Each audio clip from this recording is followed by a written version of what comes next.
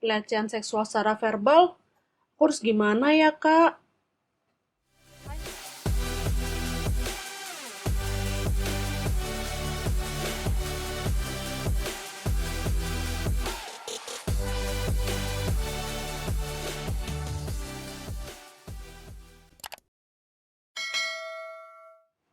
Hai Hukum Minders, aku Li, welcome to channelnya Hukum Mind. Gimana nih kabar teman-teman semua? Semoga selalu dalam keadaan sehat ya.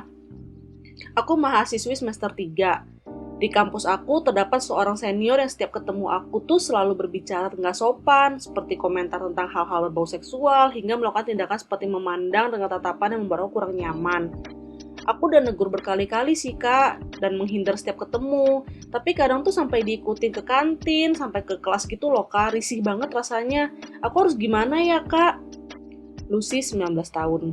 Kalau kemarin kita udah pernah ngebahas tentang pelecehan seksual di lingkungan kantor, hari ini kita mau angkat topik tentang pelecehan seksual secara verbal. Thank you Lucy untuk kamu yang udah berani berbagi ke kita.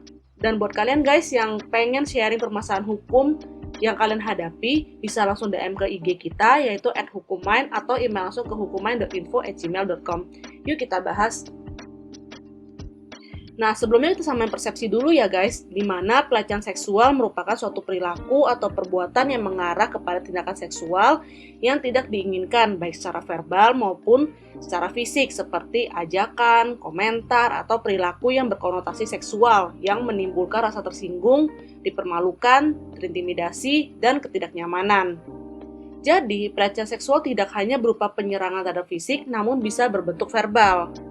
Nah, kita udah sepakat ya. Kalau kita udah sepakat, yuk kita bahas lebih lanjut.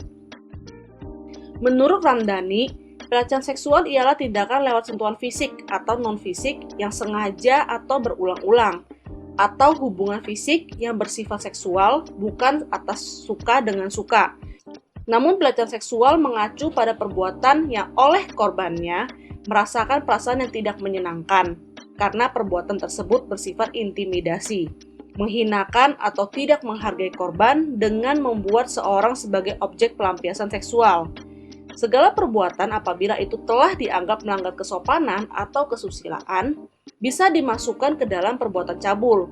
Dengan demikian, pelecehan seksual adalah adanya ketidakinginan atau penolakan pada apapun bentuk-bentuk perhatian yang bersifat seksual. Menurut Nina Tursinah, terdapat 4 bentuk pelecehan seksual, yaitu yang pertama fisik, kontak langsung tubuh, mencubit, mencium, menatap dengan nafsu. Yang kedua ada lisan, komentar yang tidak diinginkan tentang kehidupan pribadi. Yang ketiga isyarat, bahasa tubuh yang bernada seksual.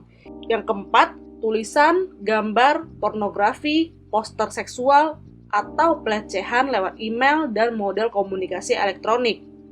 Yang kelima, ada psikologis, emosional, ajakan terus-menerus yang tidak diinginkan, kencan yang tidak diharapkan, penghinaan, celaan. Berdasarkan pasal 281 KUH pidana, dapat diancam dengan pidana penjara paling lama 2 tahun 8 bulan atau pidana denda paling banyak Rp4.500. Butir pertama, barang siapa dengan sengaja dan terbuka melanggar kesusilaan. Butir kedua, barang siapa dengan sengaja dan di depan orang lain yang ada di situ bertentangan dengan kehendaknya melanggar kesusilaan. Dalam KUHP sendiri sebenarnya tidak dijelaskan secara terperinci terkait pelecehan seksual secara verbal.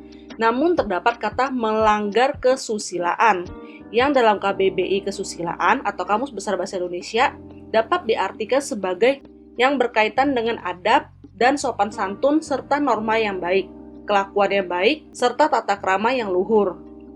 Nah, jadi guys, pelecehan seksual secara verbal yang diterima oleh Lucy dapat dilaporkan dan dijerat dengan KUH pidana pasal 281.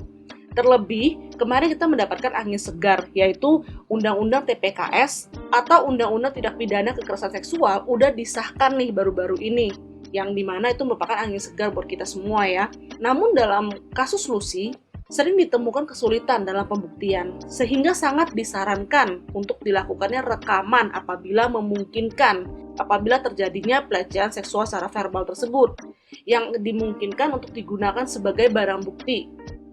Nah, Selain barang bukti ini, sebenarnya kita membutuhkan juga peran aktif dari masyarakat sekitar nih, apabila melihat adanya perbuatan pelecehan seksual secara verbal tersebut terjadi.